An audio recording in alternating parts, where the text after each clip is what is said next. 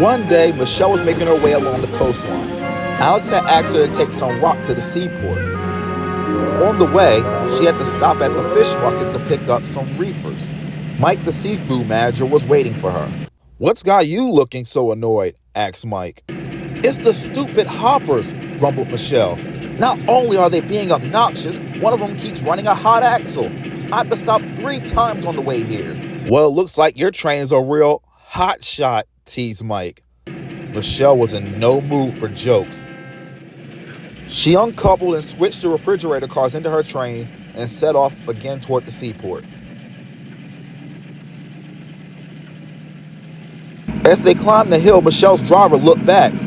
"Oh, that same hopper's causing problems again.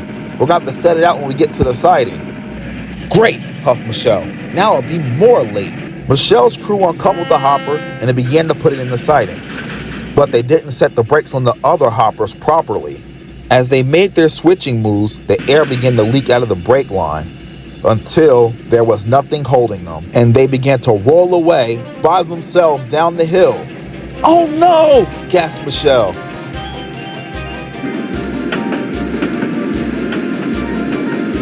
Mike could hear the runaway cars coming. He ran over to the switch to try to switch them off the main line, but didn't get there in time. They rolled by so fast, the wind knocked them over. Ahead, the drawbridge had just been raised, but of course, the stupid cars couldn't stop.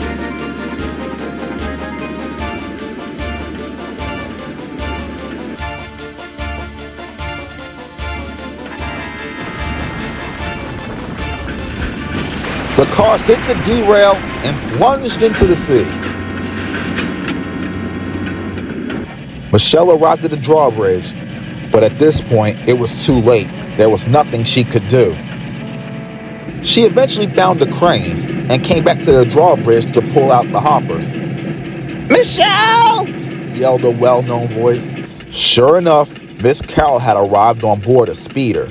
"Michelle, I am very disappointed in you. You know good and well the procedure for standing unattended rolling stock." Michelle was too sad to reply.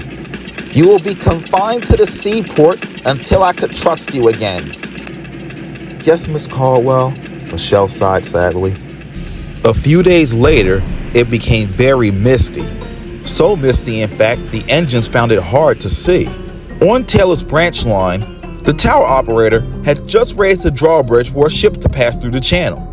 As he began to make his coffee, he heard the sound of a train go by, but he didn't pay any mind. He knew it would stop at the signal before the bridge. But then suddenly, he heard a crash and then a terrifying splash, followed by screams of horror. "Good Lord!" he shouted. He quickly made phone calls. Taylor's passenger train was canceled, and she was tasked with bringing dock workers up from Glendale to see what they could do. Taylor braced herself for the gruesome sight. But when she got to the drawbridge, there was no sign of an accident. Taylor was relieved, but she thought it was strange. "It looks like nothing happened here," she said to herself. Samaya brought Miss Caldwell to the drawbridge, and she was livid. "I don't understand what's wrong with you," she thundered. "You should know better than to report a false accident, especially something as serious as this." "I'm telling you, Miss Caldwell," pleaded the tower operator. "I heard a train go by in a crash, I swear." But Miss Caldwell wasn't trying to hear it. "You are suspended until further notice." And that was that. The tower operator didn't even bother to argue anymore. A few days later, it was foggy again, and Scion was traveling across the bridge. The drawbridge raised after he crossed it, and he continued past the tower. As he rounded the curve, he saw a passenger train approach from the other direction. Then, just like a few days ago, Scion heard the crash, the splash, and the terrifying screams. "That's not good," Scion exclaimed. "We have to go see if we can help." So they left their cars in the siding and went to the drawbridge. But also, just like a few days before, there had been no sign of an accident. "I did see that train," said Scion. "I'm pretty sure that's what crashed. But it doesn't look like anything has crashed." When Scion arrived at the seaport, he quickly told everyone what had happened. "You sure you won't just seeing things, Scion?" Larry asked. Larry, I'm telling you, I know what I saw, Sion replied. A train passed by, and I'm pretty sure it crashed off the end of the drawbridge. Just like that tower operator from my incident, explained Taylor. My fireman is actually friends with him and said that since Miss Caldwell suspended him, he's had a mental breakdown. Something strange is definitely going on here, stated Michelle. And I know what it is, said a voice. The engines looked over and saw old man Seamus, one of the dock hands. Well, what's going on? Quizzed Larry. I'll tell you, he said. A long time ago, a passenger train was leaving Glendale Seaport on its way to the main line. It was a misty morning, but a routine one.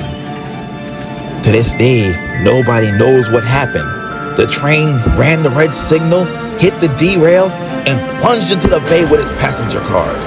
Unfortunately, the engines and the cars were scrapped, and the passengers were lost. So you're saying, pondered Sion, I saw a ghost train? Old man Seamus nodded his head to say yes. But that's impossible, grumbled Taylor. I've been running this branch line for years and never once experienced a ghost encounter. Well, something happened to trigger it, Seamus said. His eyes turned to Michelle. Michelle shivered. You think my accident is the one that caused this ghost to appear? I'm afraid so, Seamus answered. Well, that's great, Michelle, huffed Larry. Your carelessness has haunted this branch line. Taylor quickly hushed him. So how do we get rid of it? She asked old man Seamus. The only solution I have is to lower the drawbridge before the ghost arrives. Then maybe it will be at peace once more. The four engines were skeptical, but they knew nothing beats a fail but a try. So the next morning, they gathered by the drawbridge. And sure enough, as if it was on the same schedule on that fateful day, the ghost train appeared.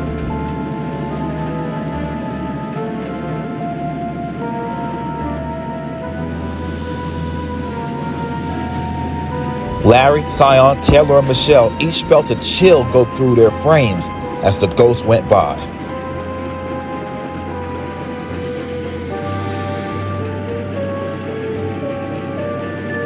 The tower operator lowered the drawbridge. The four engines held their breath.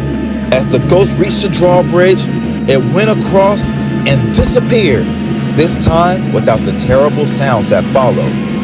But what did follow was a loud horn blast. I think it worked, Michelle said. There wasn't a crash this time. And I think that horn blast was a way of thanking us, Larry suggested. Sion and Taylor both agreed.